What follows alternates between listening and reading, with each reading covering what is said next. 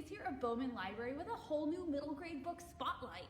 So as we continue our Tales and Tales summer reading adventure journey, we are up to our new week and our theme is Tales About Others. We're exploring books that take a look at different relationships our main character or characters can find themselves in, whether it's family, siblings, friendship, classmates, neighbors, you name it. We probably have it. So we're going to take a look at 6 different books that have our main characters really focused on their relationships with the people around them. So let's get started. Our first one is The Unteachables by Gordon Corman. So Mr. Kermit used to be one of the best teachers at Greenwich Middle School, but now he is just biding his time until early retirement. And to make matters just a little bit worse for him, he gets reassigned to teach the class known as The Unteachables. It's this 8th grade self-contained class of 7 students that everyone else in the school has kind of given up on. So each student has their own personality, their backgrounds, needs, abilities, and they bring that to the classroom with them every single day. And you get first-person accounts from them throughout the book, including Mr. Kermit's as well. And soon as the year starts to progress, they start to find themselves that they're learning from each other and they're actually starting to care about each other. Even Mr. Kermit, when all he wanted to do this year was just drink coffee and complete his crossword puzzles. So you will learn just as much as the characters do from each other in this realistic, humor-filled story that's all about school, and you will just love to read it, The Unteachables. Beverly Right Here by Kate DiCamillo. So it's 1979 and Beverly, who is 14 years old, is dealing with the death of her beloved dog, Buddy. So deciding that she needs to start over, she runs away from home and makes her way to Tamaraw Beach, Florida, and there she lies about her age to get a job at a diner and to start living on her own at 14 years old. So for the first time ever though, Beverly starts to feel as though she is home for the first time. She's never felt this way before. And she starts to make and develop meaningful relationships with people that she never even could have thought possible, like the lonely Iola and this store clerk named Elmer, who is this art genius. But Beverly is also concerned it may all come to a crashing halt at any time. This is all about what your family is for yourself, and it does not need to be what everyone else says that family is. Following the stories of Rainy Nightingale and Louisiana's Way Home, you do not need to read the other 2 books, but there are some characters which cross over. Beverly Right Here. Fly on the Wall. So Henry is done being babied at home, and he's going to do something about it because he's also done being invisible at school. So at 12 years old, he's finally able to fly on an airplane by himself. And he lives with his mom and his siblings in Australia. His dad lives in Singapore, and he decides he is going to fly to Singapore during the summer to see his dad. And he's going to do this without anyone else knowing. So while he is scheming to make all of this possible, he has also started a blog called Fly on the Wall. And this blog is about his life at school, but he has a secret identity on it in which he spreads rumors and gossip about all of his classmates.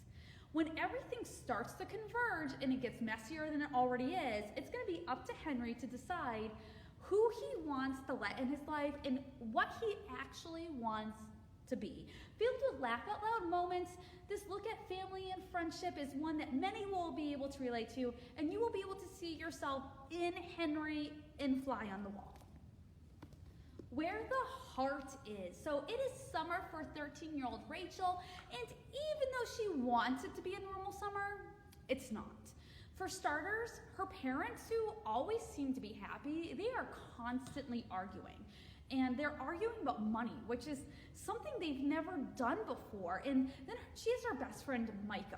And Micah is kind of starting to want to be more than friends, but she has no idea what she feels or why she just can't be friends with him.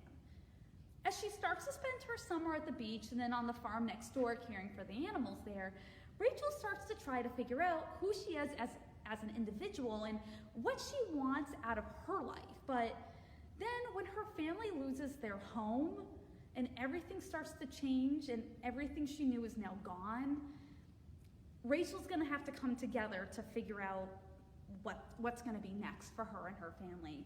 So Rachel has no problem showing her emotions and sharing them. And if you want a book that does not hide anything, then this is one for you, Where the Heart Is.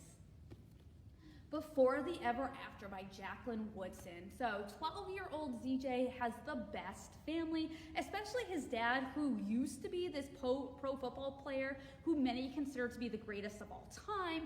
And now that he's retired, he gets to spend even more time with ZJ. But slowly, things have started to change as his dad behaves really differently than he used to. He's having lapses of memory. He's having crazy mood swings that involve screaming at others. And he's having horrible headaches.